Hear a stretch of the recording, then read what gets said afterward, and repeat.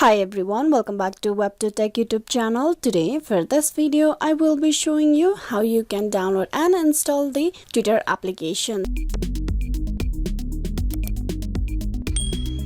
So for that, first of all, you need to open the Google Play Store. You can download the app from Google Play Store in the Android device. For the iOS device, you need to tap open the App Store on your mobile, and then from there you will be able to download the application. So once you open the Google Play Store, you need to tap on the search bar and then type in Twitter. Then tap on search.